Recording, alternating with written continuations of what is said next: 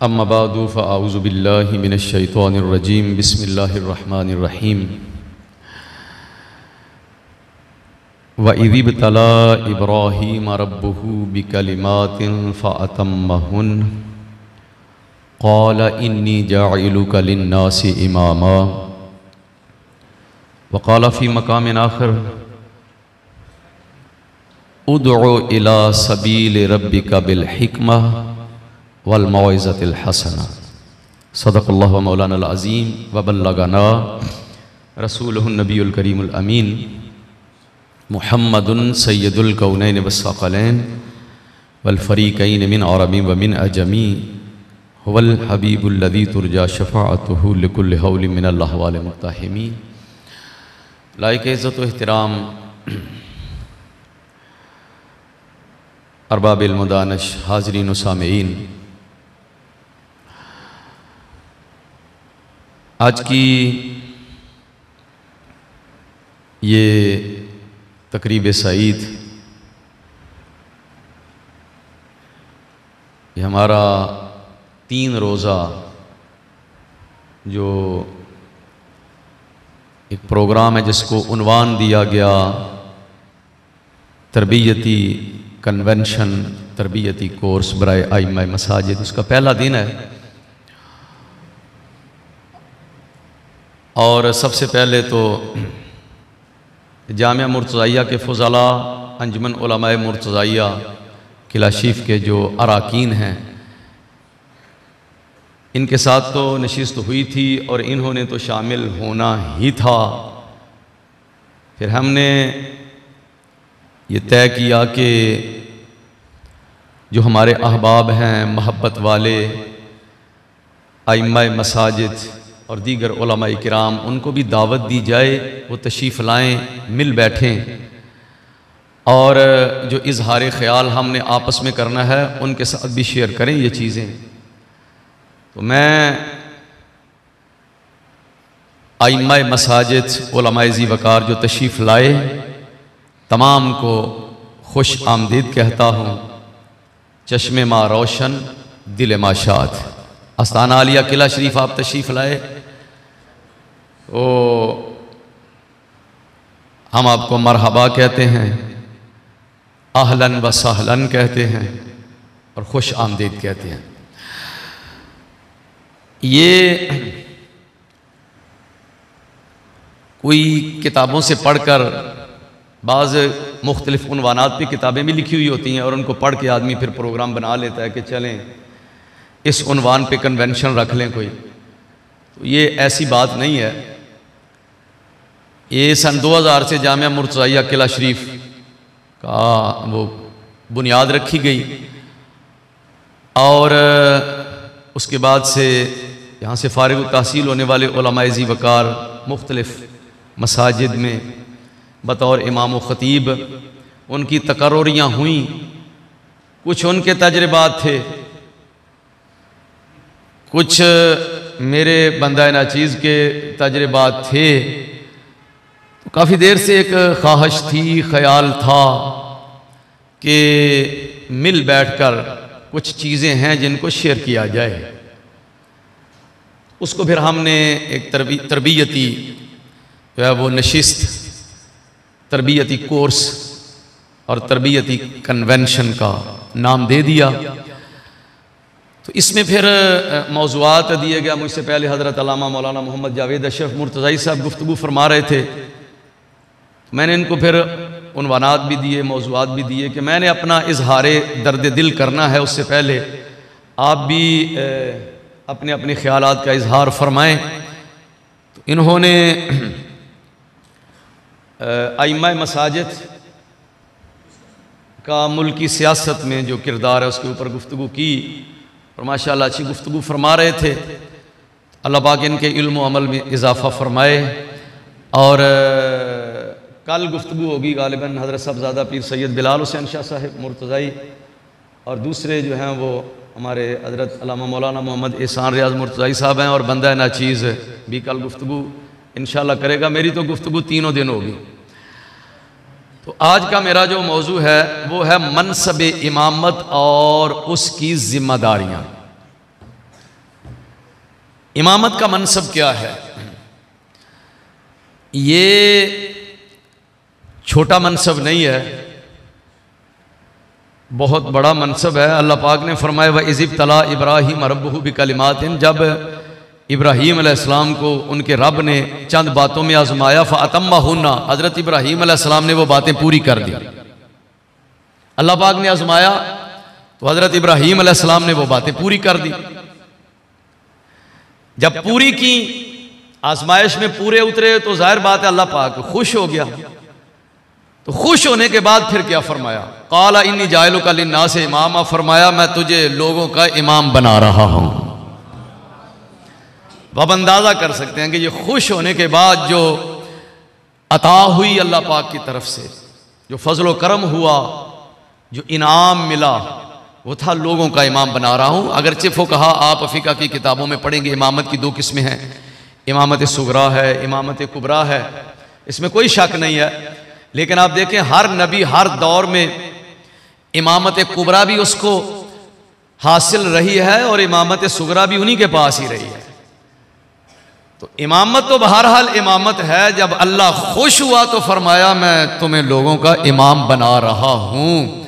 अब आप ये समझ लें कि जिसको मुसल्ला इमामत नसीब हो जाए तो उसके पीछे रब की रजा शामिल है। अगर अल्लाह पाक खुश ना होता आप पर तो आपको ये मुसल्ला ना मिलता। ये उसकी रजा की दलील है ये, और ये छोटी बात नहीं है। नबी पाक अलैहिस्सलातु वस्सलाम फरमाया कि हदीस शरीफ में है, मैं आज ही पढ़ रहा था, कंजुल माल में है ये हदीस शरीफ, फरमाया कि जो मुअज्जिन अजान देता है और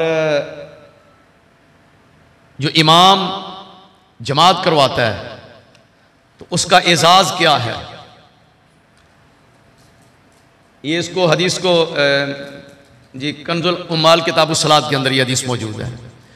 फरमाया जितने भी नमाजी वहां मौजूद होते हैं, जितना सब नमाजियों को सवाब मिलता है, हजरत अबू हुरैरा रदी अल्लाह अन्हु रावी, जितना तमाम नमाजियों को सवाब मिलता है उतना ही मुअज्जिन को भी नसीब हो जाता है, उतना ही इमाम को भी नसीब हो जाता है।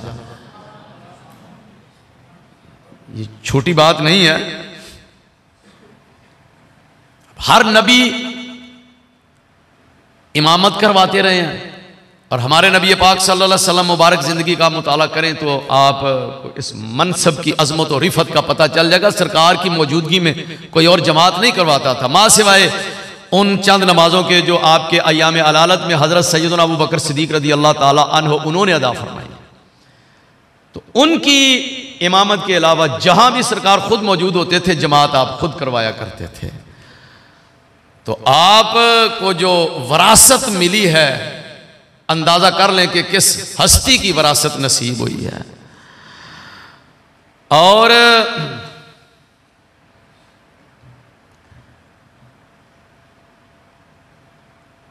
यहां हमें कोई दावत आ जाए, प्राइम मिनिस्टर हाउस से आ जाए या प्रेसिडेंट हाउस से दावत आ जाए, हम उधर चले जाएं, देखें कि यहां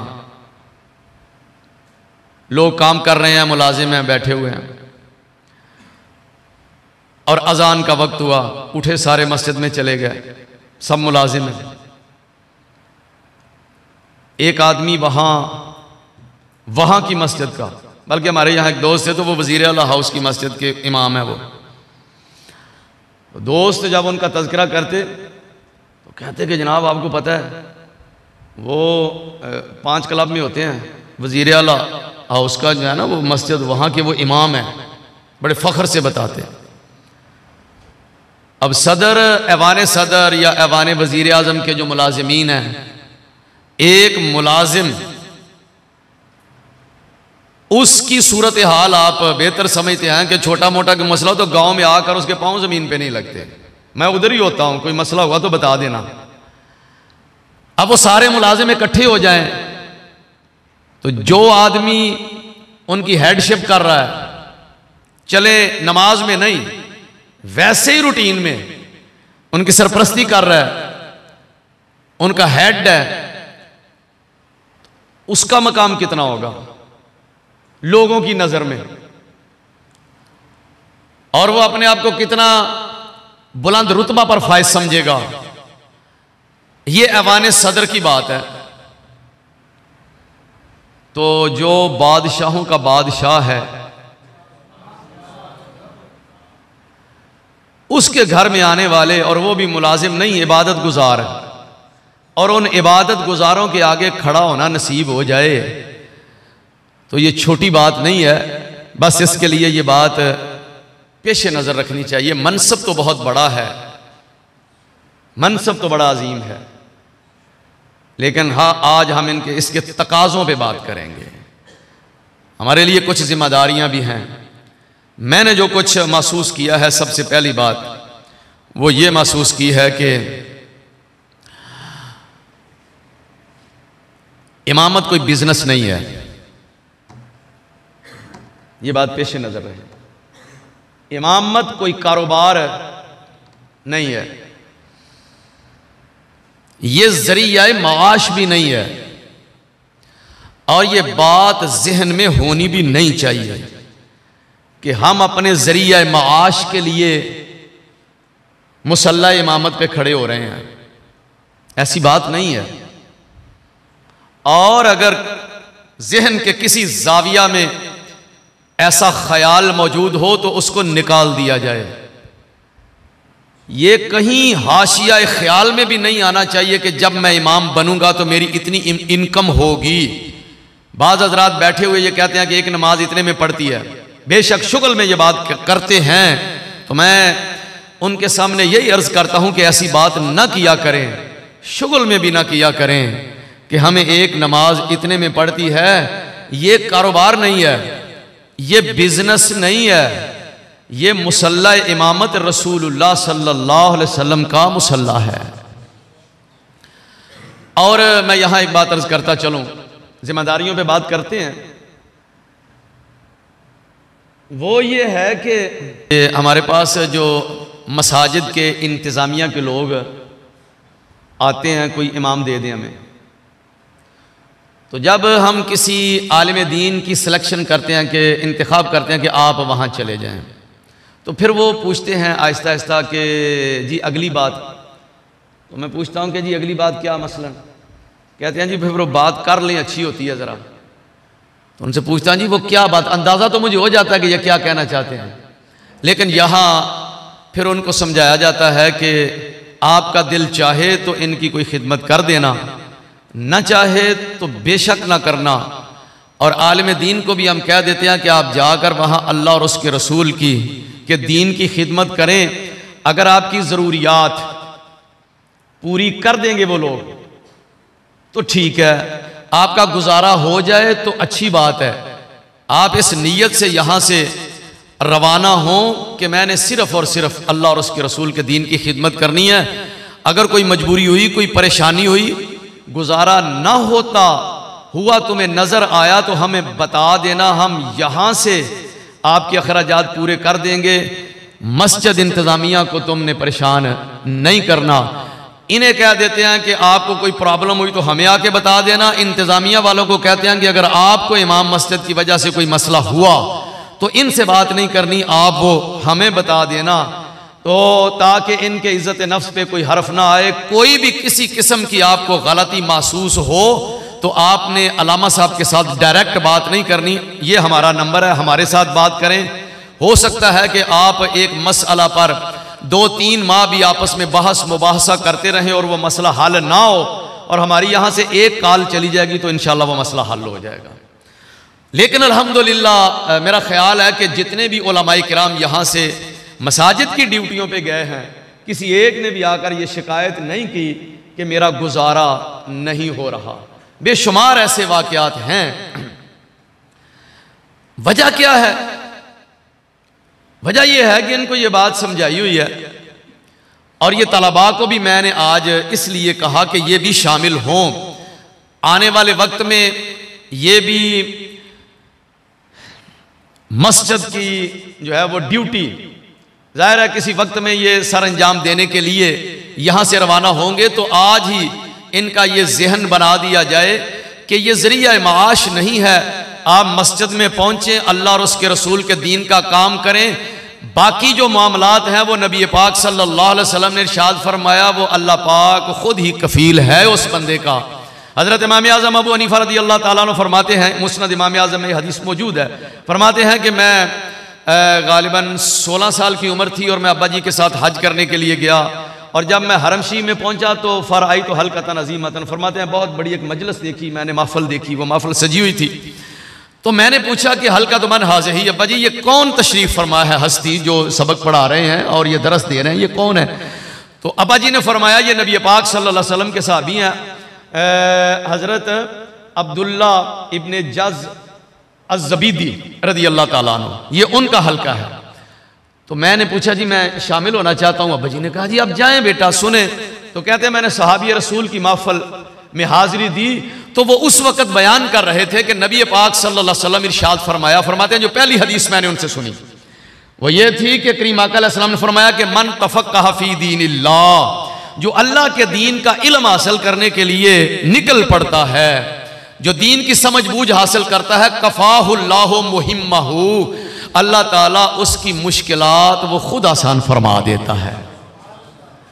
वराज़क़हू मिन हैसु ला यहतसिब, और उसको वहां से रिज़्क़ देता है कि उसे गुमान भी नहीं होता, जहां से उसके पास दौलत आना शुरू हो जाती है। अल्लाह के दीन का काम तो बंदा शुरू करे, ये मुमकिन ही नहीं है कि अल्लाह पाक उसको माली हवाले से, मईशत के हवाले से कोई परेशानी आने दे। लेकिन यह है कि बंदा अपनी जिम्मेदारियां उनका पूरा ख्याल करे। अब आप मस्जिद में जाते हैं तो समझते हैं कि मस्जिद इबादत गाह है, अल्लाह का घर है। थोड़ा सा मैं इससे आगे की बात करना चाहता हूं। जब आप मुसल्ला इमामत के खड़े हुए तो आपके ज़हन में यह बात है कि यह इबादत की जगह है। हमारे ज़हन में भी ये बात है इबादत की जगह है, और है भी ये इबादत गाह। और इबादत गाह के तकाज़ों को पेश नज़र रखना चाहिए। मैं यहाँ तलबा को असम्बली के अंदर यहाँ मौजूद हैं, जामिया मुर्सैया के फ़ुज़ला भी तलबा भी, इनको मैं असम्बली के अंदर ये बात तकरीबन हर 10 दिन बाद, 15 दिन बाद, 20 दिन बाद आकर समझाता रहता हूँ कि जब आप मस्जिद के अंदर दाखिल हों तो आप निगाहें झुका लिया करें और किसी के साथ कोई बात नहीं करनी।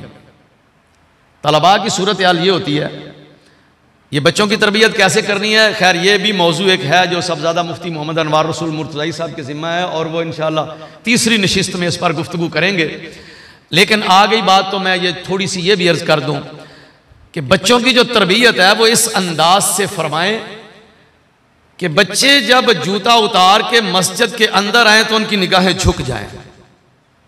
ये बाकायदा उनकी तरबियत करें और उनको देखें और उन्हें बताएं कि ये अल्लाह का घर है और अल्लाह पाक आपको देख रहा है, वो हर जगह देख रहा है, लेकिन अब आप उसके घर में दाखिल हो गए और जब आए तो लाइनें बनाकर बैठ जाएं। नमाज से पहले कैसे बैठना है, नमाज के बाद कैसे बैठना है, ये तरबियत उनकी शायद वालिदैन भी न कर सकें जो आप मस्जिद में आने वाले बच्चों की कर देंगे। मस्जिद का तकद्दुस और एहतराम जब आप उनके दिलों में बिठा देंगे तो इंशाअल्लाह अज़ीज़ बूढ़े होते तक वो बात उनके ज़हनों में रहेगी। ये मस्जिद इबादत गाह है। इसके साथ साथ ये बात पेश नज़र रहे कि मस्जिद इशाअत दीन का मरकज़ भी है। अब पूरे गांव की मस्जिद है या मोहल्ला की मस्जिद है तो लोगों ने मसला दरियाफ्त करना है, खा उन्होंने निकाह के मुताल्लिक करना है, खा उन्होंने तलाक के वाले से मसला मालूम करना है, खा उन्होंने आपसे ज़कात का मसला मालूम करना है, खा उन्होंने उशर का मसला मालूम करना है। कोई भी मसला मालूम करना है तो वो प्राइमरी स्कूल में नहीं जाएंगे, और अगर गांव के अंदर कोई सरकारी हॉस्पिटल है तो वहां भी नहीं जाएंगे, वो किसी चौधरी के पास नहीं जाएंगे। दीन के बारे में कोई भी मामला हो, कोई भी मसला हो तो वो मस्जिद की तरफ रुजू करेंगे, कारी साहब ये मसला हमें बताएं, और उनके ज़हन में ये बात होती है कि कारी साहब ही बताएंगे हमें। और मैं ये अर्ज करना चाहता हूं कि कारी साहब को हर मसला बताने के लिए ज़हनी तौर पर तैयार रहना चाहिए। मस्जिद के इमाम को मुकम्मल आलिम दीन होना चाहिए। ये ख्याल नहीं होना चाहिए कि मैंने चंद सूरतें याद करनी है और चंद किताबों से चंद वाक़यात रट लेने हैं और उसके बाद तरन्नुम मेरा वैसे ही अच्छा है और ख़त्म शरीफ भी मैंने याद कर लेना है तो बाकी काम चल जाएगा। लोगों को क्या पता है कि क्या कह रहा हूं क्या नहीं कह रहा, बल्कि कुछ बेबाक तो यहां तक भी करते हैं, हदीस पढ़ते हैं और 7 किताब का हवाला, सज्जा पासा, खब्बे पासे, तीसरी लैन, ऐथे औते। एक को पूछा, मैंने कहा ये ऐसे ही है? कहने लगा लोगों को क्या पता है, उन्हें क्या पता है कि ज़मख़शरी कौन है, उन्हें क्या पता कि तफसीर के शाफ क्या है। मैंने कहा कि जिसके घर में बैठे हुए हो उसको तो पता है। ये फ्रॉड किसके साथ कर रहे हो, ये 2 नंबरी किसके साथ हो रही है? किसी के साथ भी नहीं हो रही, ये सिर्फ और सिर्फ अपने साथ हो रही है। और जब ये झूठ पकड़ा गया तो मेरा ख्याल है जो छतरौड़ होगी वो बड़ी अनोखी सी होगी। तो इसलिए आप तो माशाअल्लाह जी शऊर हैं, समझदार हैं, लेकिन मेरा पैगाम बजरिया सोशल मीडिया जा रहा है। मैं ये समझता हूं कि जो भी सुने कम अज कम उसको ये अंदाजा तो हो कि मुसल्ला इमामत पे खड़ा होने वाला मुकम्मल आलिम दीन होना चाहिए। लेकिन अगर वो मुकम्मल आलिम दीन नहीं है और उसे इमामत के मुतालिक ज़रूरी मसाइल का इल्म है और वो मुसल्ले पे उसको खड़ा कर दिया गया, तो फिर वो मुकम्मल आलिम दीन बनने के लिए कोशिश शुरू कर दे, फारिग ना रहे। नमाज फजर पढ़ाई और नमाज फजर पढ़ाने के बाद आप क्या करते हैं जी? मैं इमामत करता हूं, इमाम खतीब हूं, बहुत बड़ी मस्जिद है मेरे पास।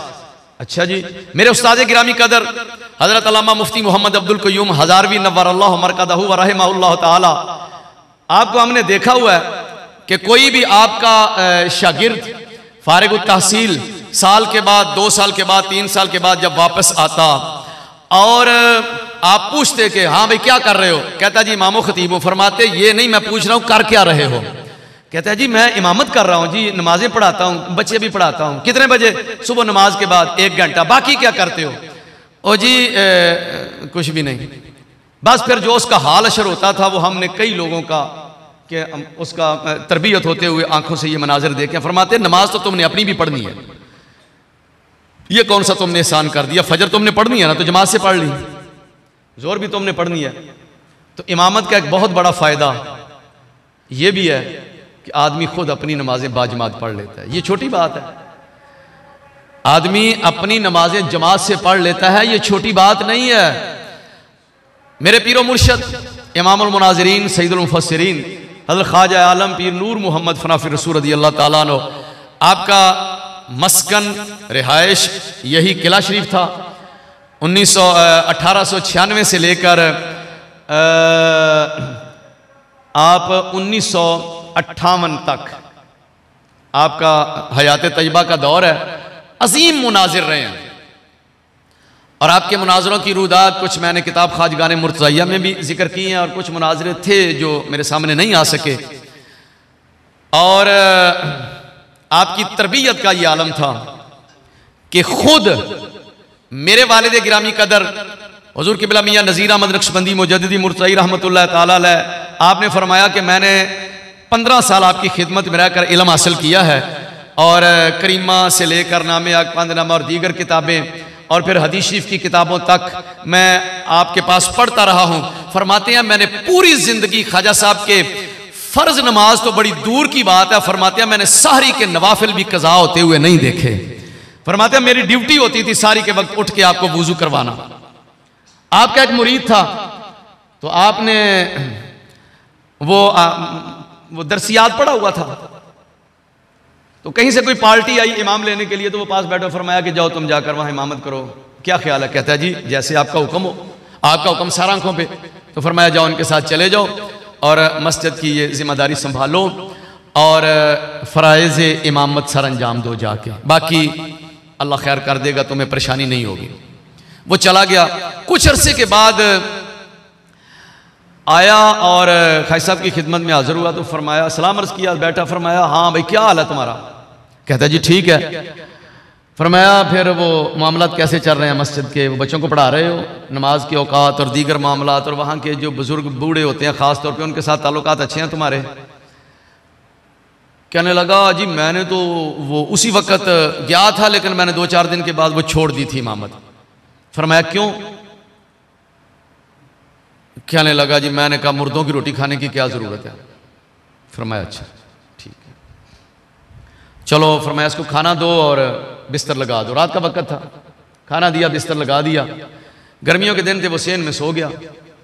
नमाज फजर हुई, सारी के वक्त खाई साहब उठे, मामूलात आपने पढ़े अपने, और उसके बाद नमाज फजर हुई, जमात हुई। जमात के बाद खाई साहब बाहर आए सेन की तरफ और देखा वहीं सोया हुआ था।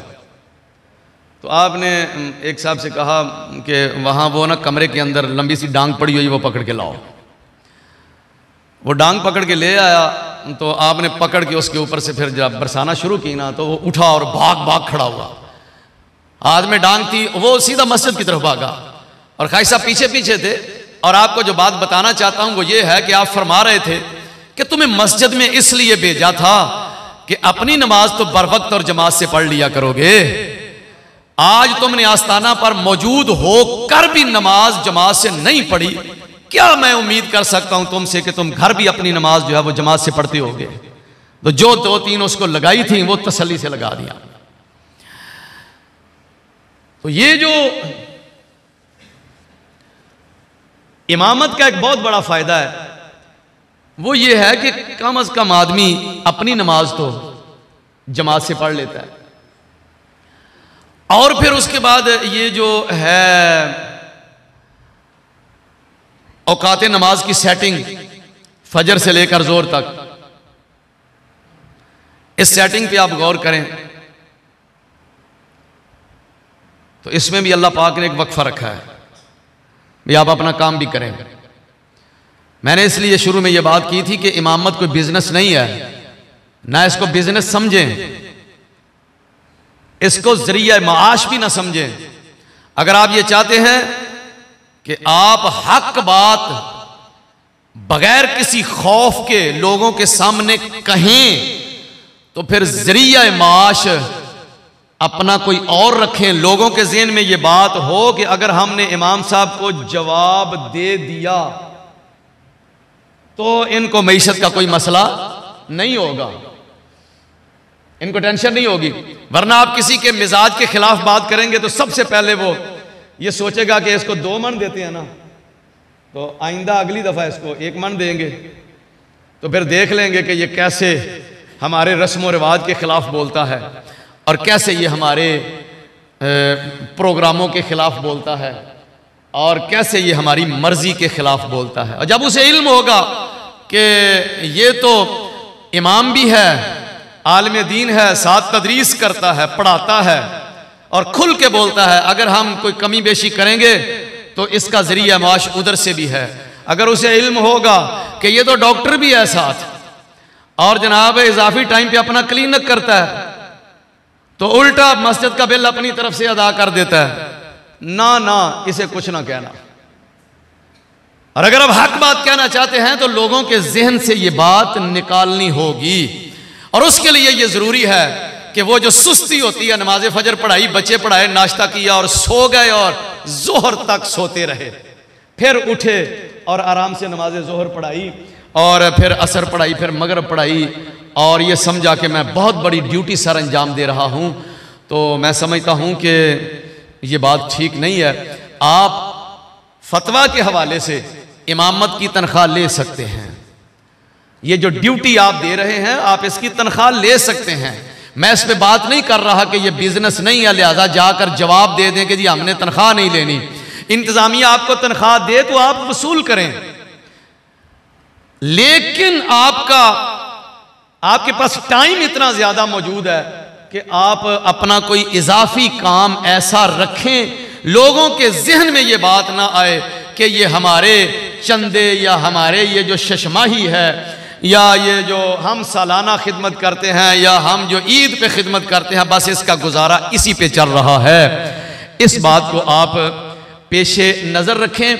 आप मुकम्मल आलिम है तो बिस्मिल्लाह आगे पढ़ाना शुरू कर दें। आलिम नहीं है तो आलिम बनना शुरू कर दें, और करीब कोई भी इदारा हो आप उस इदारे के साथ रब्ता रखें, आए, अगर कोई किसी किताब की कमी है तो वो किताब निकालें, इल्म की कमी है तो उसको दूर करें, नहीं तो इदारे के साथ राब्ते का कम से कम ये फायदा होगा। करीब कोई भी अपना कोई इदारा हो तो उसमें जाएं, वहां बैठें, वहां पढ़ें या पढ़ाएं। वहां राब्ते का सबसे बड़ा फायदा ये होगा कि आपको कोई भी मसला दरपेश हो, किताब से अगर हल नहीं हो रहा तो आप इदारा के अंदर आकर वो मसला हल कर सकते हैं। कम से कम आपका इल्म अपडेट होता रहेगा। हाँ जी, एक तो ये बात है, और दूसरी ये बात कि इमाम मस्जिद को इस बात पे गौर करना चाहिए। आजकल आप देखते हैं कि मुसलमानों को देखकर लोग इस्लाम पर हमले करते हैं, मुसलमानों को देखते हैं और इस्लाम पर हमले करते हैं। मुसलमान ऐसे हैं जी, इस्लाम भी ऐसा ही है, और इस्लाम को बदनाम करने के लिए मुसलमानों को बदनाम करते हैं। ये टेररिस्ट हैं, ये दहशतगर्द हैं। मुसलमान तो दहशतगर्द नहीं होते। ये कौन है जो दहशतगर्द हैं? हमारा एक बच्चा था इधर, वो हल्का इरादत में दाखिल था तो वो मिलने के लिए आया। मैंने कहा जी कहाँ होते हैं, क्या करते हैं? उसने कहा मैं आर्मी में होता हूँ और आर्मी की तरफ से मैं जा रहा हूँ उधर ये बहरीन में तरबियत के लिए, ट्रेनिंग के लिए, हेलीकॉप्टरों से छलांग लगाने की तरबियत देनी है हमने उनको, तो उधर मेरी तकर्री हुई है। तो मैंने कहा ठीक है जाएं बिस्मिल्लाह। तो कहने लगा मिलने के लिए आऊँ, दुआ कर दें। तो उन दिनों में ये दहशतगर्दी का बड़ा मसला था और ये बम धमाके और इस तरह। मैंने कहा ये कब कंट्रोल होगी दहशतगर्दी? तो उसने कहा कर रहे हैं, इंशाल्लाह हो जाएगी। तो उसने बताया चंद दिन पहले हमने एक दहशतगर्द पकड़ा है, वो उधर ये इलाका गैर में 20 साल से इमामत करवा रहा था। 20 साल से इमामत करवा रहा था। तो फिर उसके जो है ना वो चेक किया गया तो वो मख्तून भी नहीं था, गैर मख्तून था। उसकी जब पूरी तसल्ली की गई तो ये हमें बदनाम करने के लिए वो लोग अपने बंदे तैयार करते हैं और दीनी लिबादा पहना कर उनसे गलत हरकतें करवाते हैं और उसके जरिए फिर इस्लाम पर हमला करते हैं। लेकिन बहरहाल जो कुछ भी है, इस्लाम बहुत खूबसूरत मजहब है, इसके ऊपर हमले होते रहे हैं और हो रहे हैं। इस्लाम की एक अपनी पावर है, इंशाअल्लाह अल अजीज ये उस पावर के जरिए फैलेगा, फैल रहा है और क़यामत तक फैलेगा। लेकिन मैं ये बताना चाहता हूं कि मस्जिद का जो इमाम है उसका क्या रोल है।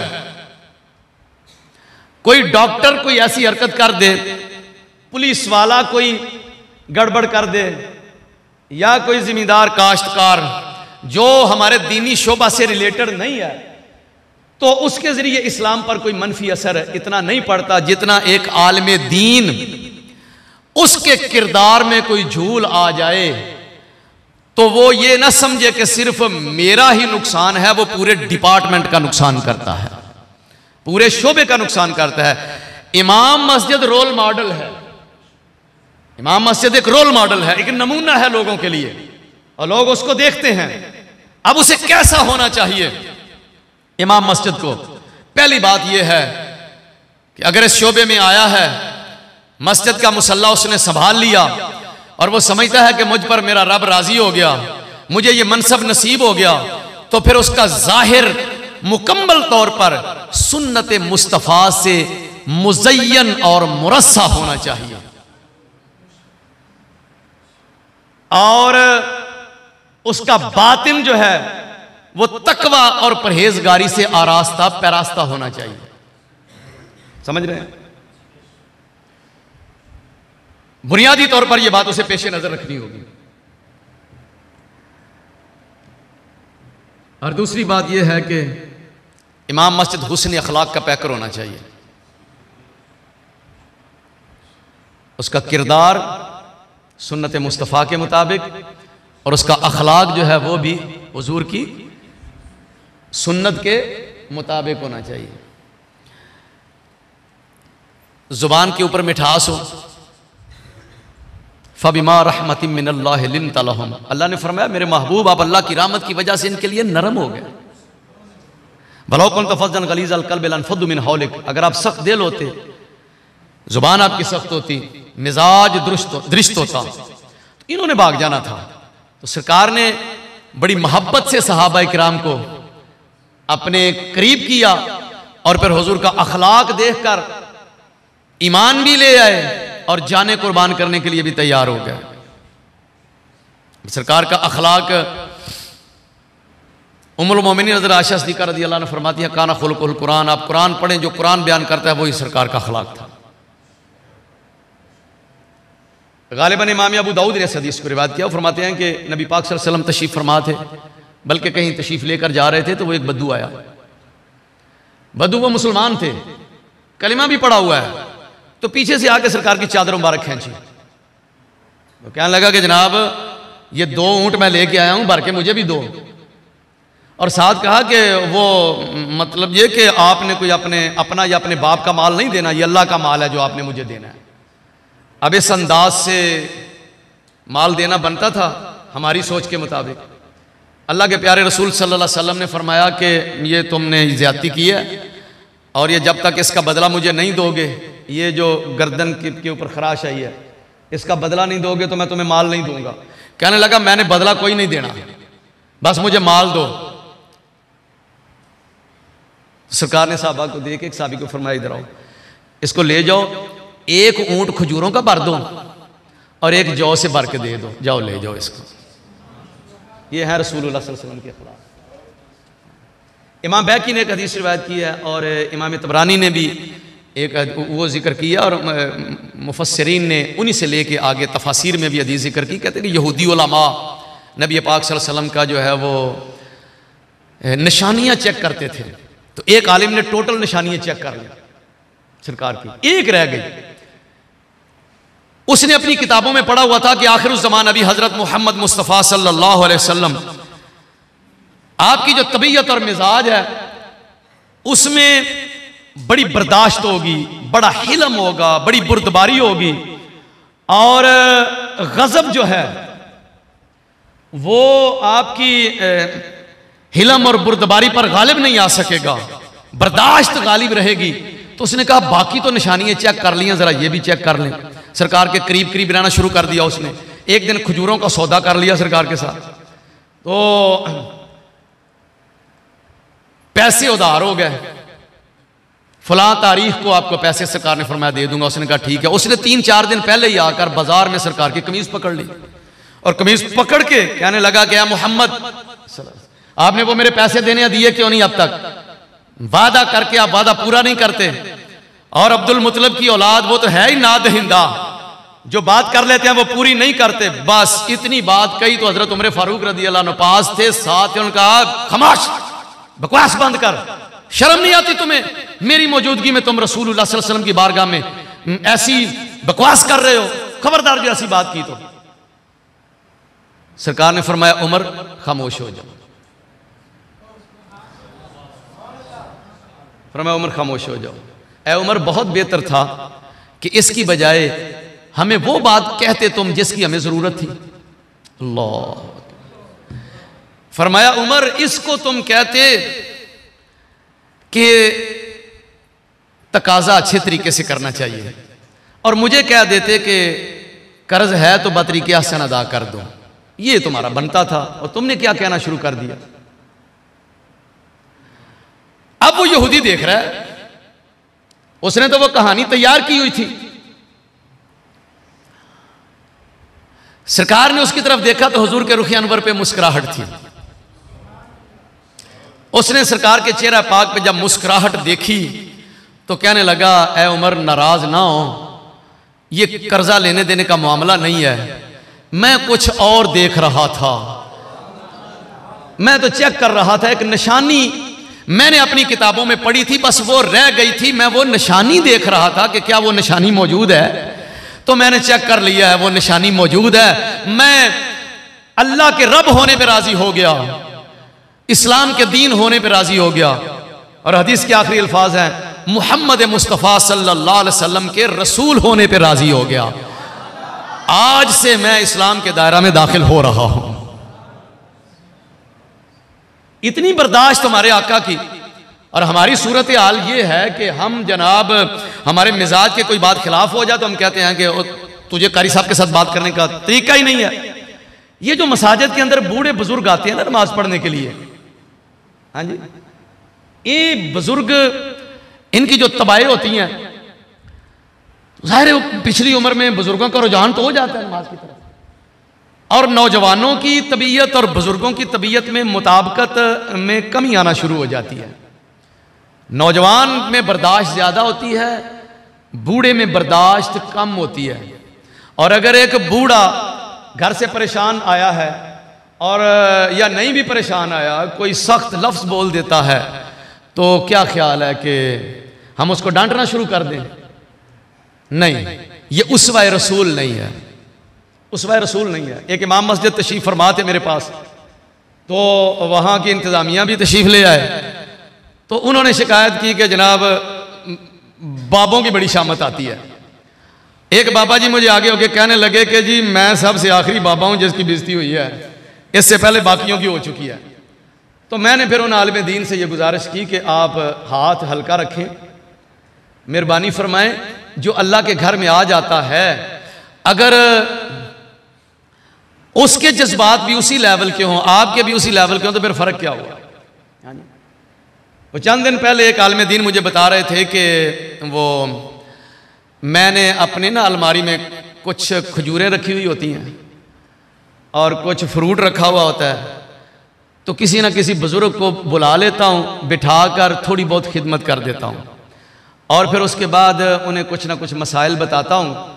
तो वो कभी चाय पिला देता हूँ, कभी खजूर खिला दी, कभी उनको केला पेश कर दिया, कभी किन्नो पेश कर दिया, और बिठा कर उनको जो मसाइल मैं याद करवाता हूँ, फिर वो बाकायदा मोहब्बत से मेरे पास आकर वो मसाइल याद करके फिर मुझे सुनाते हैं। और साथ उनके तासुरात ये होते हैं, पहली दफ़ा ऐसा इमाम देखा है जो खिदमत भी करता है और मसाइल भी हमें सिखाता है। हज़रत अल्लामा नबी बख्श अलवाई रहमतुल्लाह अलैह, ये आपने तफसीर नबवी लिखी हुई है, और वो काफ़ी अरसा लगा, कोई 15-20 साल के अंदर उन्होंने ये किताब अपनी लिखी थी। और लिखने के बाद वो पहला सेट उठाया और दरबार शरीफ हज़रत ख्वाजा नूर मोहम्मद फनाफिर रसूल आपकी खिदमत में लेकर आए कि जी पहला सेट आपको पेश करना है। पंजाबी में मंजूम तफसीर है, वो बड़े अजीम आलिम थे। तो कहते हैं मैंने नीयत की हुई थी कि पहला सेट किसी सैयद को पेश करूँगा। तो ख़ाजी साहब ने फरमाया कि अल्लामा साहब मैं तो आ रही हूँ। कहने लगे जी वो तो ठीक है, लेकिन ना मैंने उठाया और आपके पास ले आऊँ, मुझे लगता है सिर्फ नीयत ही की थी, कौन सी मन्नत मानी थी, बस इरादा था। तो मैंने ये सोचा कि ख्वाजा साहब कबूल कर लेंगे तो मेरी नीयत पूरी हो जाएगी, बस आप कबूल फरमा लें। पास एक सैयद साहब बैठे हुए थे, हज़रत सैयद अकबर अली शाह साहब रहमतुल्लाह अलैह शाहपुर वाले। तो ख्वाजा साहब ने फरमाया शाह जी ये आप कबूल फरमा लें, अल्लामा साहब की नीयत भी पूरी हो जाएगी और उनकी मोहब्बत भी मुकम्मल हो गई। अल्लामा नबी बख्श अलवाई रहमतुल्लाह अलैह आप मिठाई की दुकान थी, सुबह सुबह हलवा पूड़ी का नाश्ता देते थे। और वहाँ ये पार्टीशन से पहले की बात है, हिंदू भी आते, खत्री भी आते, सिख भी आते। तो जो आता कहता जी मौलवी साहब ये मुझे 2 आने का हलवा दे दें, तो उसे जितना 4 आने का आता वो दे देते, 2 आने रख लेते, हलवा 4 आने का। पूरी मार्केट में उतना 2 आने का हलवा भी लजीज और मिल भी ज्यादा गया। तो लोग जाहिर है फिर वो उधर रुजू करते।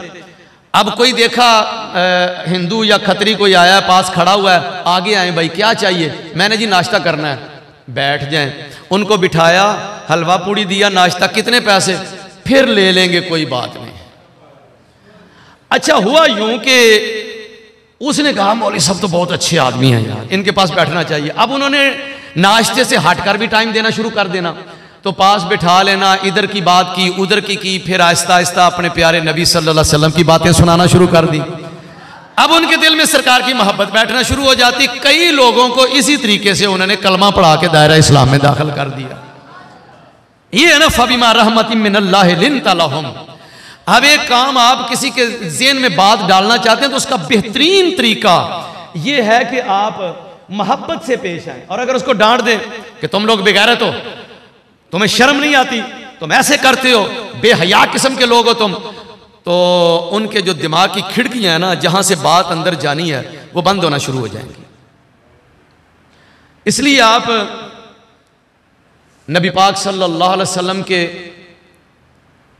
दीन के वारिस हैं, हुजूर के गुलाम हैं, मोहब्बत वाले हैं, दिल में प्यार भी है, दिल में इश्क भी है, तो फिर क्यों ना तरीका भी वही अपनाया जाए जो नबी पाक अलैहिस्सलाम का है। तो ये बच्चों को पढ़ाते हुए कभी ना कभी कोई ना कोई चीज़ खिला दिया करें, अपनी तरफ से मिठाई पेश कर दी, और बूढ़ों को अपने पास बुला के कभी कभी उनकी छोटी मोटी दावत कर दी, और उनके साथ इजहारे मोहब्बत और बेलौस महज दीन के लिए। अफजलुल आमाल अल हुब्बु फिल्लाह वल बुग़्ज़ु फिल्लाह। अगर हमें मोहब्बत है तो वो महज अल्लाह के लिए है, और अगर किसी से नफरत है तो वो भी सिर्फ अल्लाह के लिए ही होनी चाहिए। अल्लाहु अकबर।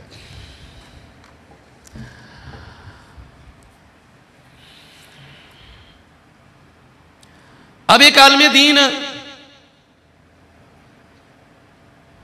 मैंने ये बात की थी कि वो रोल मॉडल है। ये आपका मनसब कोई मामूली नहीं है। ज़हन में ये बात रखें कि अगर हमने कोई गड़बड़ की तो ये सिर्फ हमारा जात का नुकसान नहीं होगा, ये पूरे दीन इस्लाम का नुकसान होगा। और अगर हमारा किरदार अच्छा होगा, हम कोई अच्छा काम करेंगे, तो वो उससे दीन को फायदा होगा। अब गैर अखलाकी काम करना, यह तो बड़ी दूर की बात है। अगर इमाम कोई गैर अखलाकी काम करता है,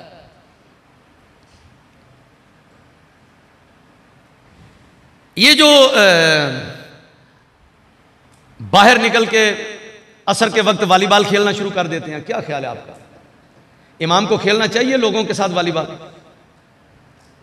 हराम तो नहीं है, हराम नहीं है। अगर क्रिकेट खेलना चाहता है, हराम तो नहीं है। बैडमिंटन खेलना चाहता है पब्लिक के साथ, अपने मुक्तदियों के साथ, हुर्मत का फतवा तो नहीं आएगा।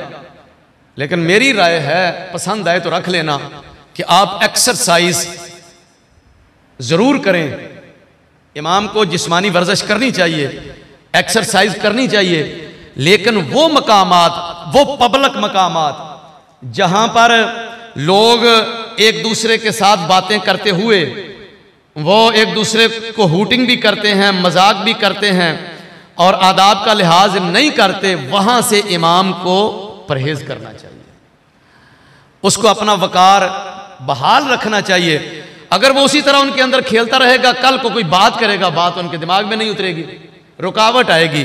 बहरहाल मेरी बंदा नाचीज की राय यही है कि आप एक्सरसाइज के और तरीके अपनाएं, लेकिन अवाम के अंदर पब्लिक मकामात पर उनके साथ खेलने से या घुल मिल कर एक्सरसाइज करने से परहेज किया करें।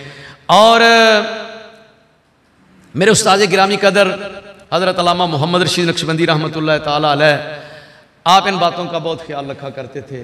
97 में आपका विसाल हुआ है, कश्मीर में जज भी रह चुके थे और इतने माहिर उस्ताद थे कि वो मौजूदा कानून और इस्लामी कानून के दोनों के माहिर थे। और हिदायत शरीफ पढ़ाते हुए जब मौजूदा कानून का, मुल्की कानून का और इस्लामी कानून का कहीं तकाबुल आ जाता, टकराव आ जाता, तो वो बयान फरमाते तो तलबा आशाश कर उठते थे। एक दिन आपने फरमाया, मुझे याद है ये बात, आपने फरमाया कि जुबान पे कंट्रोल रखा करो, गैर पार्लिमानी लफ्ज आपकी जुबान पे नहीं आना चाहिए, गैर अखलाकी लफ्ज आपकी जुबान पे नहीं आना चाहिए। बच्चों को पढ़ाते हुए बाज असातिज़ा गालियां देना शुरू कर देते हैं। बच्चों को पढ़ा रहे होते हैं, मां बहन की गालियां दे रहे हैं, तो ये बिल्कुल ही नामुनासिब हरकत है। नबी पाक सल्लल्लाहु अलैहि वसल्लम आपने अपनी पूरी मुबारक जिंदगी में पढ़ाते हुए किसी भी अपने शागिर्द को मारा भी नहीं है, और कोई गैर पार्लिमानी लफ्ज़ आपकी मुबारक ज़ुबान से अदा भी नहीं हुआ, वो तो पूरी ज़िंदगी में कभी भी किसी मौके पे भी आपकी मुबारक ज़ुबान से ऐसा लफ्ज़ अदा नहीं हुआ जो गैर अखलाकी हुदूद में आए। इसलिए ज़ुबान के ऊपर भी मुकम्मल कंट्रोल होना चाहिए और लिबास पर भी पूरा कंट्रोल होना चाहिए। और मैं ये समझता हूँ कि इमाम मस्जिद को नमाज अदा करते हुए गैर मुक़द्दा सुन्नतें भी अदा करनी चाहिए और लोगों के सामने अदा करनी चाहिए। नवाफिल भी उसको अदा करने चाहिए। उलमा ने यह लिखा है कि अगर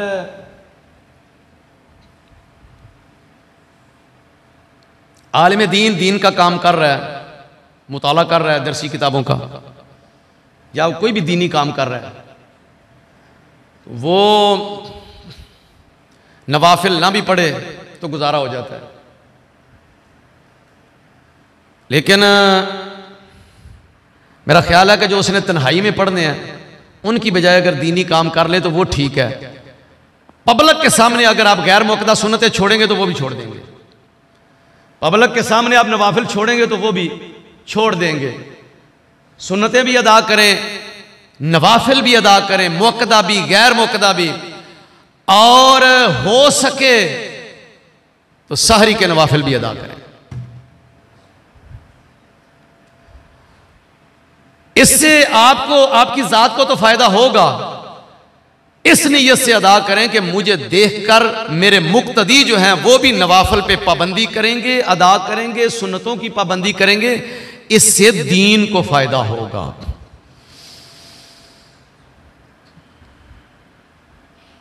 आपको कोई दुआ के लिए बुलाता है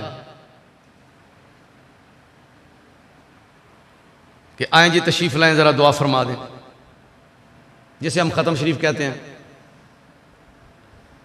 मैं ये समझता हूँ कि फ़र्दन तो उलमा को मैं ये गुजारिश करता रहता हूँ। आज इस मजमा के अंदर भी मैं ये बात दोहरा देता हूँ, ज़रूर तशरीफ़ लेके जाएं, ज़रूर जाएं, दुआ करें और दुआ के बाद कोशिश करें कि उन्हें कहें अस्सलाम वालेकुम जनाब, मुझे ज़रूरी काम है, मुझे इजाज़त दें। लोग कहें कि जनाब यहाँ से खाना खाएं, बैठे पब्लिक बैठी हुई, आप भी सीधे हो जाएं, यहाँ से खाना खा के जाएं। कोशिश करें कि आप अपने घर में आके खाना खाएं, हुजरे में खाएं। उन्हें कहें आप भेज दें, उधर भेज दें, ठीक है। अब बाज़ जगह मैंने खुद ये देखा हुआ है, किसी जगह मुझे जाने का इत्तेफाक हुआ था, इमाम साहब ने वो बर्तन हाथ में पकड़े हुए हैं, ये किधर जा रहे हैं? ये खाना लेने के लिए जा रहे हैं। मैंने कहा इन्ना लिल्लाहि व इन्ना इलैहि राजिऊन, ये दीन का बहुत बड़ा नुकसान कर रहे हैं। ये दीन का हमारा ये बाकायदा जब अंग्रेज़ यहाँ आया है तो आपको इस बात का इल्म होगा कि उसने हमारा निसाब तब्दील कर दिया, और जो लोग कुरान और हदीस पढ़ते थे उन्हें अंग्रेज़ी पे लगा दिया, उन्हें अपना निसाब दिया। और कॉलेजों और यूनिवर्सिटियों के अंदर वो जो निसाब के मामलात हैं, जैसा निसाब है वो आपको इल्म है। उसके बाद क्या किया, उसने सोचा कि ये लोग बड़ी इज्जत करते हैं, इनका बड़ा एहतराम करते हैं, तो उसने इनका लिबास, उलमा का जो वकार वाला लिबास है, वो चौकीदारों को और वेटरों को पहना दिया। दस्तार के ऊपर जो इतना तुर्रा होता है, ये तो उलमा की दस्तारें होती थी। अब पुरानी उलमा की अगर तस्वीर मिल जाए तो देख लें आप। तो उन्होंने ये चौकीदारों को पहना दिया, दरवाजे के ऊपर खड़े हुए लोग उनको पहना दिया कि जब ये अफसर अंदर आएंगे तो ये झुक कर सलाम करेंगे और ये तुर्रा उनका झुक जाएगा। तजलील करने के लिए पहनाया। और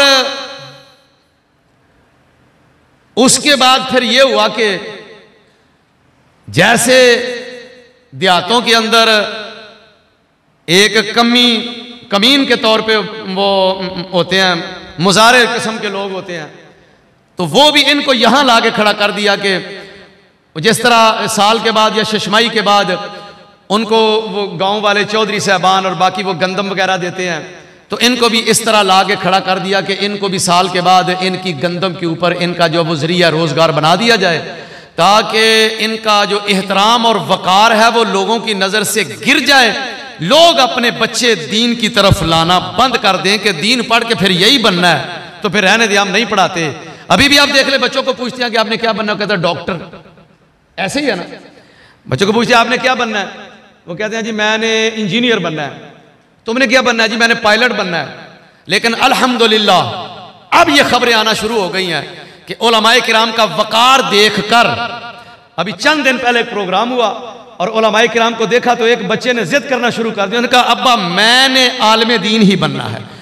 ओ अब्बा कहे कि आप पुत्रा तू पढ़ते ले, ये थोड़ा जा स्कूल पढ़ना कि अब्बा मैं थे आलिम बन के ही जाना है। वो बात मुझे पता चला कि वो बच्चा जिद कर रहा है और बाप उसको समझाने की कोशिश कर रहा है। मैंने कहा अल्हम्दुलिल्लाह, तो ये इसमें आप अपना हिस्सा डालें।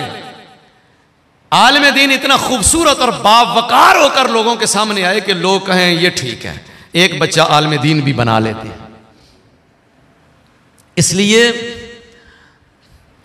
अब ये एक आदमी हाथ में बर्तन पकड़े हुए हैं और वो खाना लेके आ रहा है, तो कोई शरीफ आदमी अपने बच्चे को आलिम बनाने की कोशिश करेगा? कभी भी नहीं करेगा।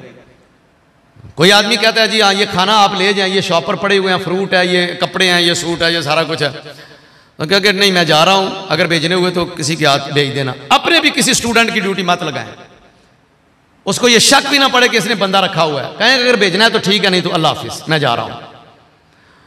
वो जो आपकी किस्मत में हुआ वो तो आ ही जाएगा, वो तो रह नहीं सकता, और जो किस्मत में नहीं है वो मिल नहीं सकता।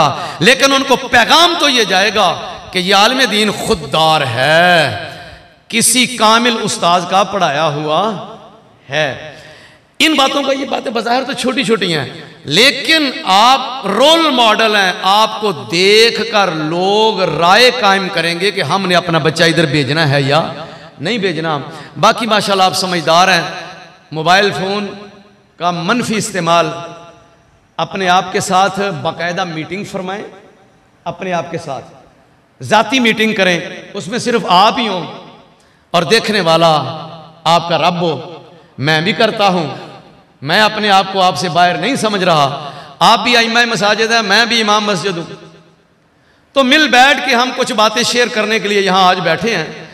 तो हम मीटिंग करें अपने आप के साथ एक, और अल्लाह पाक के साथ एक वादा करें कि या अल्लाह ये जो मुसीबत हम पे नाजिल हो गई है, ये मोबाइल वाली, इसके शर से हमें महफूज फरमा और इसका खैर हमें नसीब फरमा। ये दुआ करके अल्लाह के साथ वादा करें कि आज के बाद हम इसका जो शर है उससे परहेज करेंगे, इसका मनफी इस्तेमाल जो है वो उससे परहेज करेंगे। अगर मोबाइल के मनफी इस्तेमाल से आप परहेज कर लेंगे तो इंशाअल्लाह अल अज़ीज़ हमारी खलवतें ऐसी हो जाएंगी जिनके ऊपर अल्लाह पाक की रहमतें नाज़िल होना शुरू हो जाएंगी।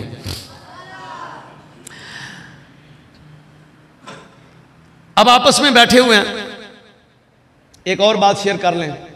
कभी कभी कोई खबर आ जाती है कि जनाब फलां इमाम साहब जो है वो चले मस्जिद में मौजूद ना हो तो फिर तो ठीक है, ये इंतजामिया की शिकायत होती है। चले इमाम साहब गांव में मौजूद ना हो तो फिर तो हम बर्दाश्त कर लेते हैं। हमें इल्म हुआ कि इमाम साहब अंदर हैं और कुंडा लगा लिया, इमाम साहब ने दरवाज़ा बंद कर लिया है और किसी शागिर्द को भेज दिया है, और ये फलां वक्त भी मस्जिद में उधर अपने घर में मौजूद थे और इन्होंने नमाज नहीं पढ़ाई, फलां वक्त भी मौजूद थे, इन्होंने नमाज नहीं पढ़ाई, और ये ऐसे तो फिर ठीक नहीं है। आप अंदाज़ा करें कि ये दीन की खिदमत हो रही है या दीन का नुकसान हो रहा है? ये दीन का नुकसान है, और इसे शायद कोई इमाम मस्जिद महसूस ना करे। कुछ मदारिस के मुहतमिमीन दौरान तालब इल्मी हमने उनके बारे में सुना कि फलां मुहतमिम जो है वो अपने ऑफिस में बैठा हुआ है और उधर जमात होती है तो लड़के को कहता है काका ये दरवाज़ा बंद कर दो। अब आप बताएं कि उस इदारा के अंदर पढ़ने वाले तालब इल्म क्या तासुर लेंगे? बेनमाज ही तैयार होंगे ना।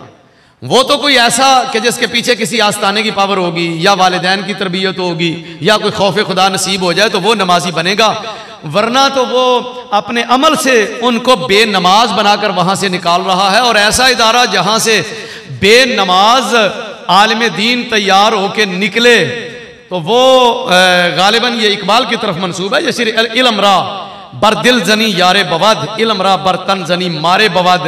ये महज अगर इल्म को आप जरिया रोजगार बनाएं, जरिया फख्र बनाएं और तफाखुर के लिए इस्तेमाल करें और मुनाजरे करने के लिए, और नमाज का वक्त हुआ तो दरवाजे बंद करके अंदर बैठ गया, चलो जमात होती है तो होती रहे, यही इल्म सांप बनकर डंग मारेगा। और अगर इसी इल्म पर जो नसीब हो गया उतने पर अमल कर लिया तो फिर वो इल्म जो है वो आपके लिए मददगार और मुआविन साबित हो जाएगा। अगर किसी मेरे भाई के अंदर ये सुस्ती है तो वो ये समझ ले कि वो सिर्फ अपना नुकसान नहीं कर रहा बल्कि पूरे डिपार्टमेंट का नुकसान कर रहा है, दीन का नुकसान कर रहा है। अल्लाह पाक तौफीक अता फरमाए, ऐसी सुस्तियां अगर हों तो उनको दूर किया जाए। अब एक बात और फिर अपनी बात को इख्तिताम की तरफ लाएं। वो ये है कि आप इमाम के साथ साथ खतीब भी हैं, बयान भी करते हैं, बयान भी करना होता है, तकरीरें भी करनी होती हैं। तो जनाब आपने कैसी तकरीर करनी है? चौधरी साहब आ गए तो उनके मिजाज की तकरीर करनी है। मलक साहब को देखा इधर बैठे हुए हैं तो मलक साहब का नाम ले के उनको जो है वो खुश करना शुरू कर दिया, ये तकरीर करनी है। जिस तरह कहते हैं कि राणा साहब ये शेर आपकी नज़र, इन्ना लिल्लाहि व इन्ना इलैहि राजिऊन। क्यों उसकी नज़र? जो काम तुम अल्लाह और उसके रसूल के लिए कर रहे हो, ये राणा साहब की नज़र क्यों? आपने हदीस शरीफ पढ़ी होगी, मैं सिर्फ तवज्जो दिला देता हूं। रोज़े हशर सखी आएगा, आलिम आएगा, कारी आएगा, या अल्लाह मैंने बहुत कुरान पढ़ पढ़ के सुनाया, या अल्लाह मैंने बहुत सखावत की, या अल्लाह मैंने बहुत इल्म का फैजान बांटा। तो वहां अल्लाह पाक फरमाएगा देख ले, मैं तो अजर उस चीज का दूंगा जो काम तूने सिर्फ मेरे लिए किया है, मेरे पास तो उसका अजर है। अगर लोगों के लिए किया है, वाह वाह हो जाए, लोग खुश हो जाएं, तो वो हो गए, वो काम हो गया वहां, और जो तू चाहता था वो तुझे वहां मिल गया। अब उन लोगों से आके क्या यहां तुझे अजर दें, मैं तो उसी चीज का अजर दूंगा जो काम तूने मेरे लिए किया होगा। तो ये खतरनाक मामला है, ये मामूली बात नहीं है कि जिसको देखा उसके मुताबिक गुफ्तगू करना शुरू कर दी ताकि लोग खुश हो जाएं। कतन ऐसा नहीं है। दुनिया को खुश करने वाला दुनिया को खुश नहीं कर सकता, उल्टा खुद रुसवा हो जाता है। इज्जत उसको मिलती है जो सिर्फ अल्लाह और उसके रसूल को खुश करता है। उसके लिए थोड़ा सा आपको हिम्मत करनी पड़ेगी, आपको इस्तिकामत से काम लेना पड़ेगा, जिसके लिए बुनियादी बात जो मैंने अर्ज किया वो ज़हन में रहे कि मईशत, रोजगार, ये इमामत को मत समझा जाए। अपना काम करें, कोई भी कर लें, तजारत कर लें, डॉक्टरी कर लें, तिब, आप हिकमत सीख लें, कंप्यूटर सीख लें, घर में कंपोजिंग करें, कोई छोटी मोटी होम इंडस्ट्री लगा लें। ये जहन बना लें कि हमने काम और करना है। वजह यह है कि अल्लाह पाक ने टाइम की जो तरतीब दी है, आप इस सेटिंग को समझें। फजर से लेकर जोहर तक जो सेटिंग है वो इसीलिए है कि जितनी भी मुलाजमतें हैं, जितने भी कॉलेजों के टाइम है, स्कूलों के टाइम है, पढ़ाने के टाइम है, पढ़ने के टाइम है, कारोबारी टाइम है, वो सारे इसी के दौरान ही है। अगर कोई 9 बजे 10 बजे कोई नमाज का टाइम होता तो फिर तो हम समझते कि भाई हम कुछ नहीं कर सकते। तो ये जो फजर से लेकर 1:30-2 बजे नमाज का टाइम है, इसका मतलब ये है कि अल्लाह पाक ने हमें ये मौका दिया है कि आप अपना काम करें। तो बिस्मिल्लाह, हिम्मत करें, ये जहन में रखें कि हमने किसी भी चौधरी के जहन में ये ख्याल भी नहीं आने देना, किसी मलक साहब के जहन में ये बात नहीं आने देनी कि जनाब आपके वो जो ईद पे आप हमें 1000 रुपया पेश फरमा देते हैं, या जनाब आप जो 6 माह के बाद 1 मन दाने भेज देते हैं, वो हम उसी पर हमारा गुजारा हो रहा है। कोई ऐसी बात नहीं है। अगर कोई कहता कि इस दफा मैंने नहीं देने कहे, कोई बात नहीं, अल्लाह पाक राज़िक है। बल्कि उनको खुद ही पता चल जाएगा जब वो देखेंगे कि आपका ज़रिया माश मुतबादिल, आपका इंतज़ाम मौजूद है, तो इंशाअल्लाह अज़ीज़ किसी किस्म की वो गड़बड़ भी नहीं करेंगे। और आप फिर जब बयान करेंगे, आपके जहन में ये बात होगी कि मैंने किसी को खुश करने के लिए नहीं, मैंने या अल्लाह का कुरान सुनाना है या उसके रसूल का फरमान सुनाना है, बस कोई और बात नहीं होगी। तो फिर इंशाल्लाह आपको फिक्र भी नहीं होगा। ये बात खुसूसी तौर पे जहन में रखें कि आपने यकीनन आप इन चीज़ों पर अमल पैरा होंगे, लेकिन मैं चाहता हूँ कि हम इन बातों को दोहरा लें ताकि अगर किसी तरफ से हमारी तवज्जो हटी हुई है, ज़ुहूल हो चुका है, तो इस्तेहज़ार हो जाए और हमारी बैटरी चार्ज हो जाए और हम नए सिरे से जो है वो एक अज़म लेके चलें कि हमने अपने तर्ज़ अमल से इस मनसब मुसल्ला इमामत के वक़ार को बहाल करना है। कहीं भी आपके सामने कोई ऐसा आलिम दीन या इमाम सामने आता है जो आपको महसूस होता है कि ये मुसल्ले के वक़ार को ख़राब कर रहा है, तो मोहब्बत से उसे समझाएं कि खुदारा इस मुसल्ले के वक़ार को ख़राब करने के लिए आलम कुफर बहुत कोशिशें कर चुका है। हमने इंशाअल्लाह अज़ीज़ इस वक़ार को बहाल करके लोगों को बताना है कि हम नबी पाक सल्लल्लाहु अलैहि वसल्लम के सच्चे वारिस हैं और हमें इस मनसब का दर्द है। सिर्फ हम ही अच्छा बनने की कोशिश नहीं करेंगे, अपने इर्द गिर्द जो अहबाब हैं, आइम्मा मसाजिद हैं, उनको भी हम ये बावर कराने की कोशिश करेंगे कि आपने भी इस मुसल्ला के वक़ार को बहाल करना है। तो ये थी कुछ थोड़ी सी गुफ्तगू मनसब इमामत और उसकी ज़िम्मेदारियों के हवाले से। यकीनन और भी ज़िम्मेदारियाँ होंगी, शायद आपके ज़हन में कोई चीज़ें आ जाएँ, तो इस हवाले से छोटा मोटा सेशन अगर कोई साहब के ज़हन में कोई ऐसी बात हो जो ज़्यादा ज़रूरी हो तो उस पर भी बात कर लेते हैं मिल के बैठे हुए।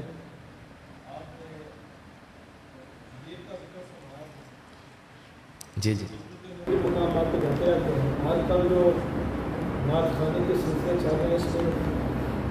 हमारी मौजूदगी में भी ऐसा हो जाता है, मुदाफ़ के साथ पढ़ना शुरू कर देता है, मुज़क्कर के साथ पढ़ना शुरू कर देते हैं। उसको रोकते तो हैं, बाद दफ़ा वो नहीं रुकते, अपने तरीके से चलते रहते हैं। तो वीडियोस वगैरह जब सामने आती हैं तो कुछ साथी पूछता है यार तू होते बैठा है तो भूखे नहीं है, तो अगर उनको सख्ती से रोकते हैं तो एक माहौल ख़राब होता है। तो खामोशी में हिकमत समझते हुए तरीके से चलना पड़ता है।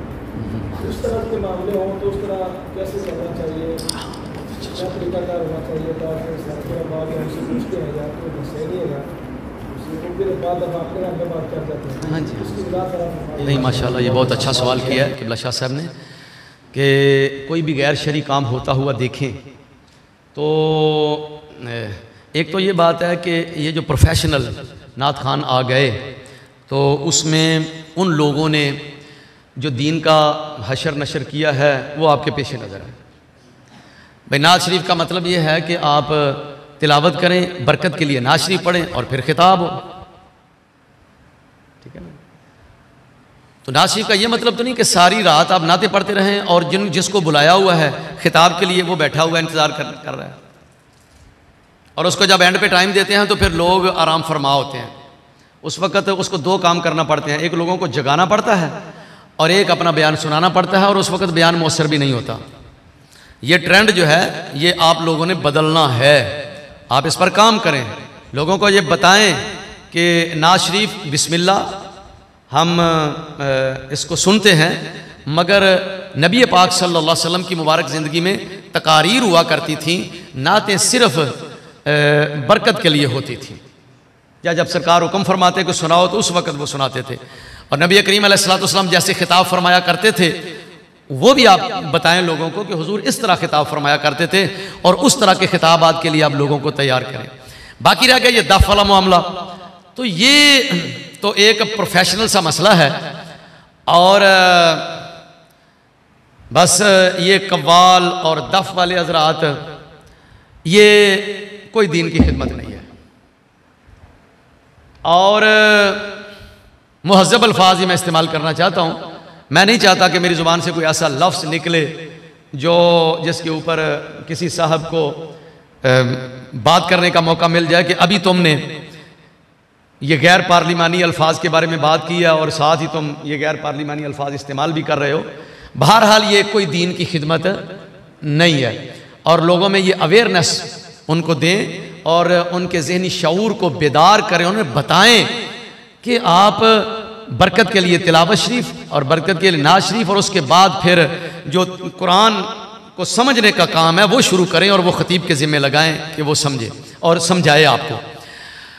बाकी रह गया मसला कि जब कोई गैर शरई काम स्टेज के ऊपर हो रहा है, अब वहाँ मौजूद आलिम की जिम्मेदारी क्या है? नबी करीम अलैहिस्सलातु वस्सलाम का फरमान है, वो आप जानते हैं कि मर्रा मिनकुम मुनकर फलयुग़य्यिरहु बियदिही, जिसने कोई ऐसी बात देखी जो बुराई के ज़ुमरे में आती है तो उसे हाथ से वो बदल दे। ये उन लोगों का काम है जो हाथ से बदल सकते हैं, जिनके हाथ में इक़्तिदार है। फसाद का भी हुक्म नहीं है, आप उठ के उसको थप्पड़ लगाते हैं, 2 आपको पड़ जाएंगे, फसाद पड़ेगा, इसका हुक्म नहीं है। आप देख लें कि अगर आपको कंट्रोल हासिल है और इंतजामिया के साथ आप बात करके उसको रोक सकते हैं तो रोक दें, और अगर इस बात की इस्तिताअत नहीं है तो फिर जुबान से उसको रोकें, और अगर इसकी भी इस्तिताअत नहीं है तो फिर दिल से बुरा समझें। और नबी पाक सल्लल्लाहु अलैहि वसल्लम फरमाया ये ईमान का कमज़ोर तरीन दर्जा है। आप चूंकि आलम दीन है, कम अज़ कम आपको ये बनता है, उलमाए किराम जब ऐसा माहौल देखें सुने तो अच्छे तरीके से उन्हें कहें कि भाईजान गुस्सा ना करें, बराए मेहरबानी, ये तरीका शरन दुरुस्त नहीं है। माशाल्लाह आप सादगी से पढ़ लें, दफ के बगैर भी अगर सुनेंगे तो हम इंशाल्लाह महजूज होंगे। बराए मेहरबानी बस गुस्सा ना फरमाएं, तो ये आप नाज शरीफ सादा अंदाज में पढ़ें। आप वहां उठ के ये बात कह दें, अगर फिर भी कोई ना माने तो अब उसकी जिम्मेदारी है। लेकिन खामोशी जो है फी ज़माना स्टेज के ऊपर बैठकर अगर आप खामोश रहेंगे तो फिर खामोशी रज़ा की दलील समझी जाएगी और ये कमज़ोरी समझी जाएगी। हिम्मत तो करनी पड़ेगी, हिम्मत तो करनी होगी। और इस सिलसिले में कुछ बातें ऐसी हैं जो इंशाल्लाह मेरे कल के मौजू में शामिल है। तहरीक इत्तिबा रसूल का पैगाम है और काफ़ी वसी पैगाम है। इंशाअल्लाह अज़ीज़ आप तशरीफ़ लाएंगे तो उम्मीद है कि इससे बेहतर माहौल में कल बात होगी। इत्तिबा रसूल का पैगाम और उस हवाले से भी हमारी जिम्मेदारियाँ हैं और बुनियादी तौर पर ये वैसे उसमें आती है जिम्मेदारी, वो जो हमारा मिशन और प्रोग्राम है उसमें आती है। लेकिन फिर भी आपने आज बात कर दी तो ये समझ लें कि वहाँ स्टेज के ऊपर गड़बड़ हो रही है तो आलिम दीन और ख़तीब की ये जिम्मेदारी है कि उन्हें कहें भाईजान बात सुने, बराए मेहरबानी आप सादगी से सुनाएं। मैं इत्तिबा रसूल का पैगाम पहुँचाता हूँ और कह देता हूँ कि दिल करे तो अगर बुलाया जे, ना करे तो तुम्हारी मर्जी, पर हुण सुन लो एक बार, सुन लो तसल्ली ना टिका। तो इसलिए आप जनाब वहाँ ज़ुबान से कम अज़ कम जो है ना वो उनको रोकें जी। और हमारे गाँव में इमाम साहब के वाले से देखा भी गया ऐसा कि जो गाँव के जो असर रसूल वाले लोग होते हैं उनसे ज़्यादा मकायत करने की कोशिश करते हैं, ठीक है। या उनका मस्जिद के साथ कोई मामला है, इंतजामिया में अगर उनका कोई मामला है तो इस हवाले से ज़्यादा उसको प्रोटोकॉल देने की कोशिश करते हैं, या उनके घर में जाके बैठते हैं बिला वजह, मतलब वो एक रस्मी तौर पर क्या देते हैं, और चाय पिलाए या खाना खाते हैं, ठीक है, या डेरे में चले जाएंगे या दुकान पर बैठ के कुछ चीज़ खाने पीने के हवाले से या इस तरह के मामला मतलब उसके हवाले के आया से। बहुत अच्छा सवाल किया है कि बाज़ औक़ात तशरीफ़ रखें माशाल्लाह, ये होता यूँ है कि इमाम मस्जिद को अपनी इस जो मनसब है, मुलाजमत है, इसको बहाल रखने के लिए इर्द गिर्द कोई बंदोबस्त भी करना पड़ता है। तो देखा कि फ़लाँ आदमी मूजी है, वो परेशान करेगा तो उसको थोड़ा सा टाइम दिया, फ़लाँ आदमी बिला वजह तंग कर रहा है, उसको थोड़ा सा टाइम दिया, तो कोई हर्ज नहीं है। अगर बंदा समझता है कि इससे दीन को फ़ायदा हो सकता है तो फिर कोई हर्ज नहीं है। अगर बंदा ये समझता है कि 2 मिनट किसी को टाइम देने से इसके शर से बचा जा सकता है और इससे भी दीन को फ़ायदा होगा तो कोई हर्ज नहीं है, बशर्ते कि अपने वकार को पामाल ना होने दे।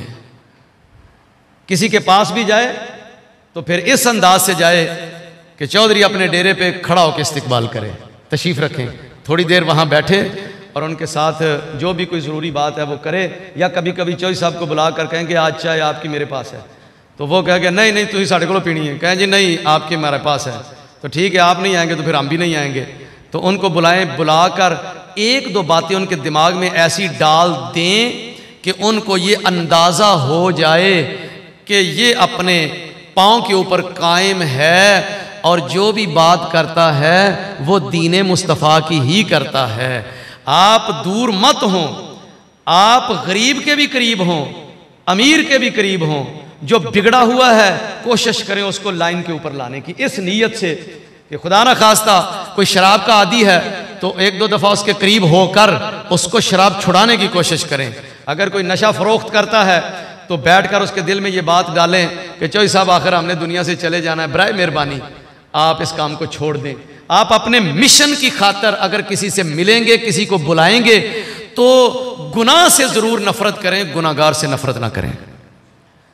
जी ठीक है जी, दुआ कर लें जी। हाँ जी, तो ये है कि आजकल माशरे के अंदर जिस तरह बिगाड़ना